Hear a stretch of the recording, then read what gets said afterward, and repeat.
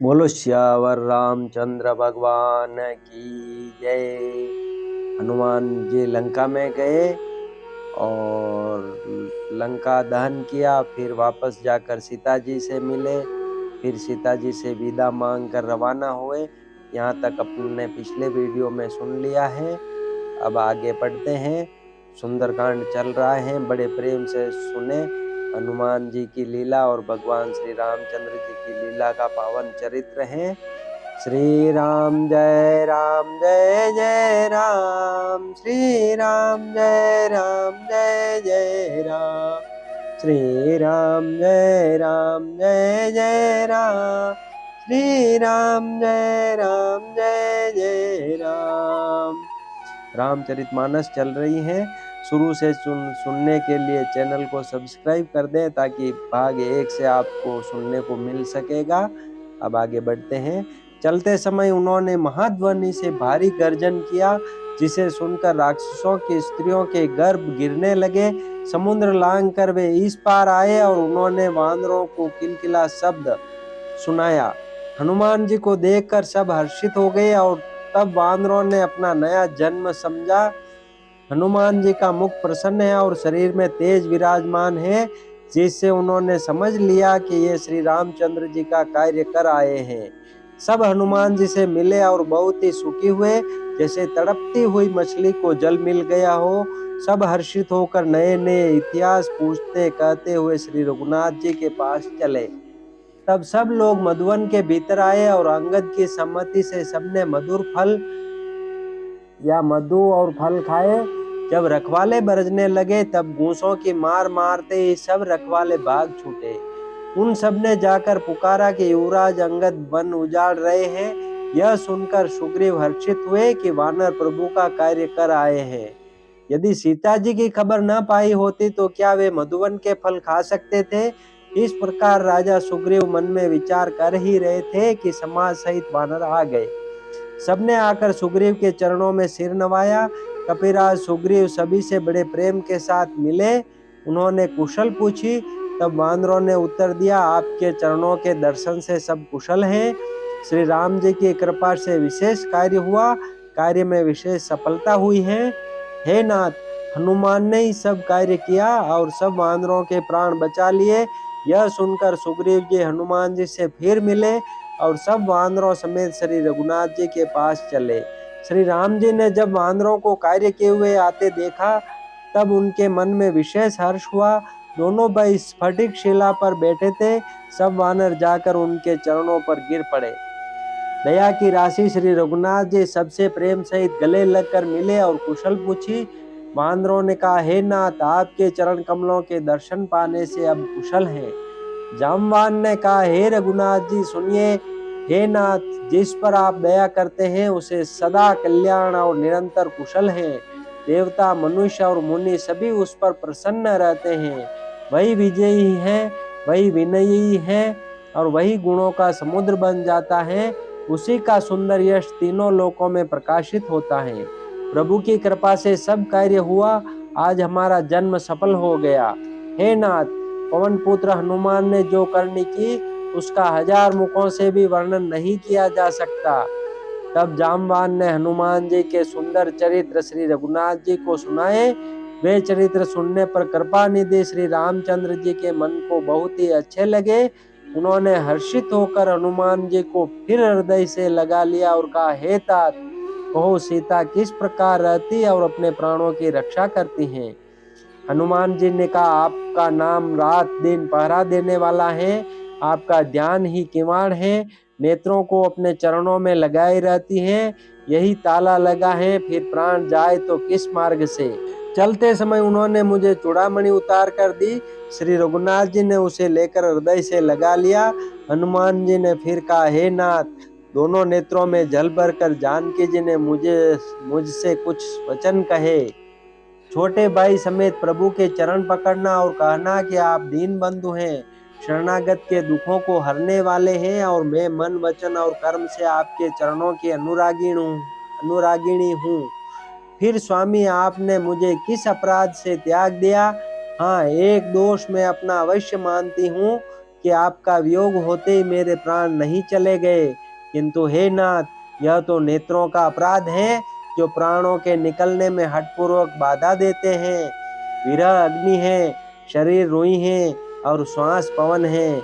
इस प्रकार अग्नि और पवन का संयोग होने से यह शरीर क्षण मात्र में जल सकता है, परंतु नेत्र अपने हित के लिए प्रभु का स्वरूप देखकर सुखी होने के लिए जल आंसू बरसाते हैं, जिससे विरह की आग से भी देह जलने नहीं पाती। सीता जी की विपत्ति बहुत बड़ी है, हे दीन दयालु, वह बिना कही ही अच्छी है, कहने से आपको बड़ा क्लेश होगा। हे करुणा निदान, उनका एक एक पल कल्प के समान बीतता है, अतः हे प्रभु, तुरंत चलिए और अपनी भुजाओं के बल से दुष्टों के दल को जीतकर सीता जी को ले आइए। सीता जी का दुख सुनकर सुख के धाम प्रभु के कमल नेत्रों में जल भर आया और वे बोले, मन वचन और शरीर से जिसे मेरी ही गति, मेरा ही आश्रय है, उसे क्या स्वप्न में भी विपत्ति हो सकती है। हनुमान जी ने कहा, हे प्रभु, विपत्ति तो वही तभी है जब आपका भजन स्मरण न हो। हे प्रभु, राक्षसों की बात ही कितनी है, आप शत्रु को जीत कर जानकी जी को ले आवेंगे। भगवान कहने लगे, हे हनुमान, सुन, तेरे समान मेरा उपकारी देवता, मनुष्य अथवा मुनि कोई भी शरीरधारी नहीं है। मैं तेरा प्रत्युपकार बदले में उपकार तो क्या करूं, मेरा मन भी तेरे सामने नहीं हो सकता। हे पुत्र, सुन, मैंने मन में खूब विचार करके देख लिया है कि मैं तुझसे उऋण नहीं हो सकता। देवताओं के रक्षक प्रभु बार बार हनुमान जी को देख रहे हैं, नेत्रों में प्रेमाश्रुओं का जल भरा है और शरीर अत्यंत पुलकित है। प्रभु के वचन सुनकर और उनके प्रसन्न मुख तथा पुलकित अंगों को देखकर हनुमान जी हर्षित हो गए और प्रेम में विकल होकर, हे भगवान, मेरी रक्षा करो कहते हुए श्री राम जी के चरणों में गिर पड़े।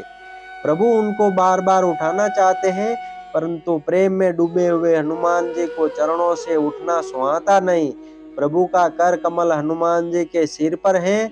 उस स्थिति का स्मरण करके शिव जी प्रेम मग्न हो गए।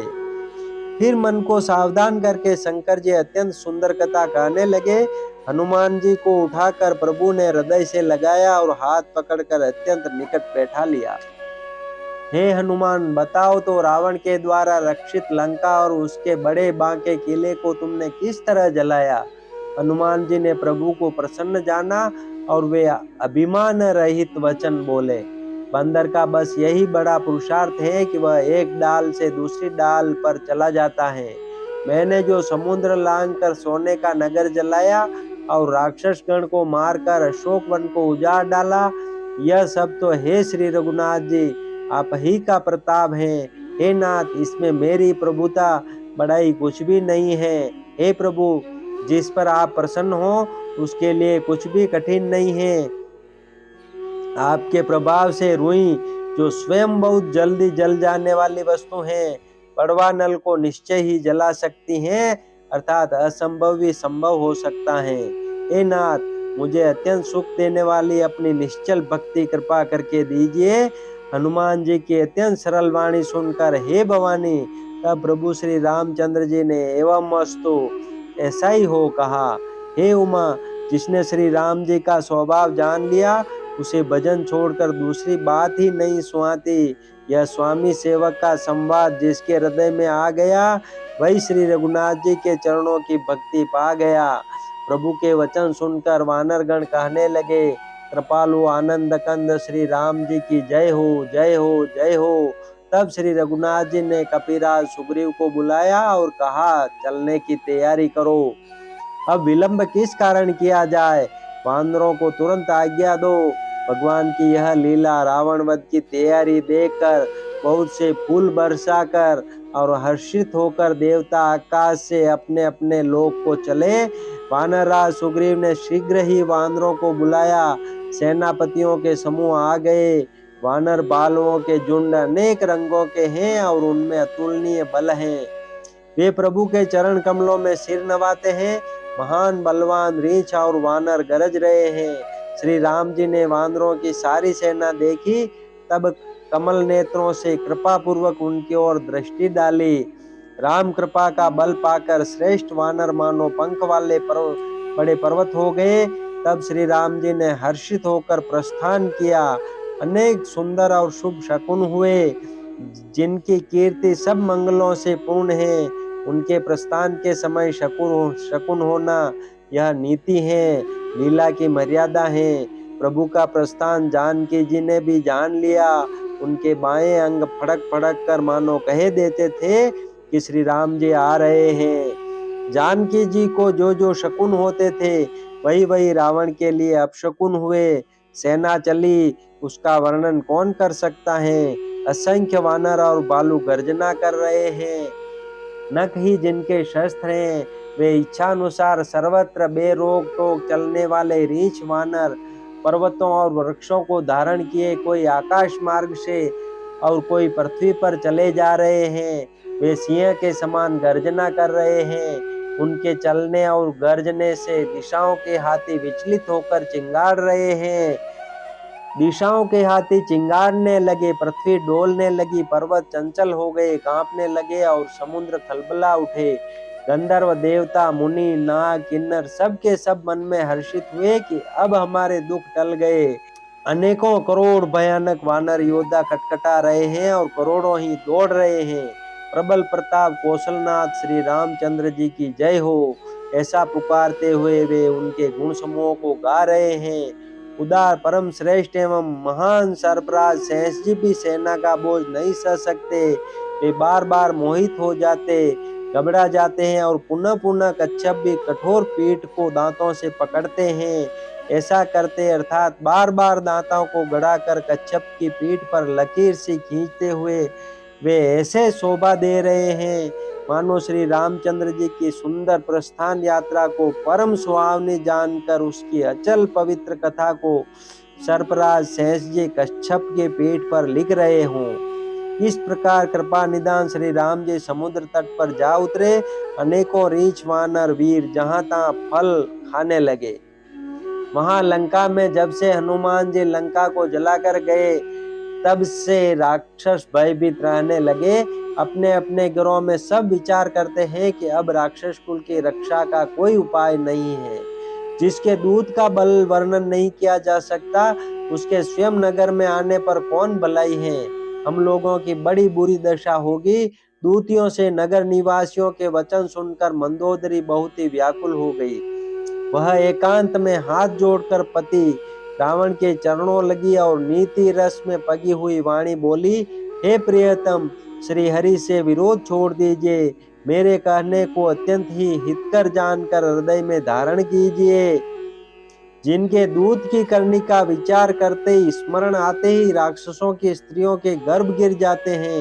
हे प्यारे स्वामी, यदि भला चाहते हैं तो अपने मंत्री को बुलाकर उसके साथ उनके स्त्री को भेज दीजिए। सीता आपके कुल रूपी कमलों के वन को दुख देने वाली जाड़े की रात्रि के समान आई है। हे नाथ सुनिए, सीता को दिए लौटाए बिना शंभु और ब्रह्मा के किए भी आपका भला नहीं हो सकता। श्री राम जी के बाण सर्पों के समूह के समान है और राक्षसों के समूह मेंढक के समान।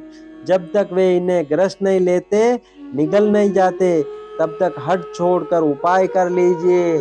बोलो श्यावर रामचंद्र भगवान की जय। श्री राम जय जय राम, श्री राम जय जय राम, श्री राम जय जय राम, श्री राम जय जय राम।